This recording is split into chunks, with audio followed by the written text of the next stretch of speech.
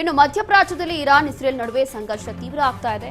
ಅತ್ತ ಉಕ್ರೇನ್ ಮೇಲೆ ಮತ್ತೆ ದಾಳಿಯನ್ನ ಮಾಡಿರುವಂತಹ ರಷ್ಯಾ ಸೇನೆ. ಉಕ್ರೇನ್ನ ಖಾರ್ಕಿವ್ನಲ್ಲಿ ರಷ್ಯಾದಿಂದ ಮಿಸೈಲ್ ಅಟ್ಯಾಕ್ ಮಾಡಲಾಗಿದೆ. ರಾಷ್ಟ್ರ ದಾಳಿಯಲ್ಲಿ ಇಬ್ಬರು ಮಕ್ಕಳು ಸೇರಿ 7 ಜನ ಇದೀಗ ಸಾವನ್ನಪ್ಪಿದ್ದಾರೆ. ರಾಷ್ಟ್ರ ದಾಳಿಯಲ್ಲಿ ಇಬ್ಬರು ಮಕ್ಕಳು ಸೇರಿ 7 ಜನರು ಸಾವನ್ನಪ್ಪಿದ್ದಾರೆ. ಉಕ್ರೇನ್ ಮೇಲೆ ಮತ್ತೆ ದಾಳಿಯನ್ನ ಆರಂಭಿಸಿದೆ ರಷ್ಯಾ ಸೇನೆ. ಈಗ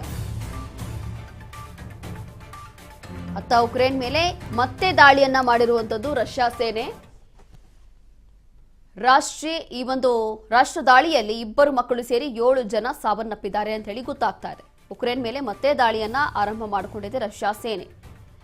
ಒಂದು ಕಡೆ ಇಸ್ರೇಲ್ ಆಯಿತು, ಅಮೆರಿಕ ಆಯಿತು, ಹಾಗೂ ಇರಾನ್ ಆಯಿತು. ಇದರ ನಡುವೆ ಈ ಒಂದು ಯುದ್ಧ ಸಂಘರ್ಷ ಈಗಲೂ ಇದೆ. ಈಗಲೂ ಕೂಡ ವಾರ್ಗಳು ನಡೀತಾನೆ ಇದ್ದಾವೆ. ಈ ನಡುವೆ ಇದೀಗ ಮಧ್ಯಪ್ರಾಚ್ಯದಲ್ಲಿ ಇರಾನ್ ಇಸ್ರೇಲ್ ನಡುವೆ ಏನೋ ಸಂಘರ್ಷ ನಡೀತಾ ಇದೆ. ಮತ್ತೊಂದು ಕಡೆ ಉಕ್ರೇನ್ ಮೇಲೆ ಇದೀಗ ರಷ್ಯಾ ಸೇನೆ ದಾಳಿಯನ್ನ ಮಾಡಿದೆ.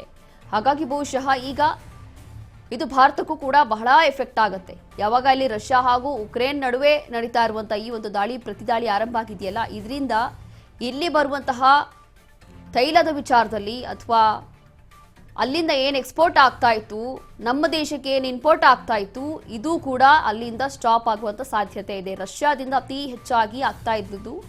ಹಾಗಾಗಿ ಇಲ್ಲೂ ಕೂಡ ಎಫೆಕ್ಟ್ ಆಗುವಂಥದ್ದು ಆಲ್ಮೋಸ್ಟ್ ಕನ್ಫರ್ಮ್. ಹಾಗಾಗಿ ಉಕ್ರೇನ್ನ ಖಾರ್ಕಿವ್ನಲ್ಲಿ ರಷ್ಯಾದಿಂದ ಮಿಸೈಲ್ ಅಟ್ಯಾಕ್ ಕೂಡ ಮಾಡಲಾಗಿದೆ.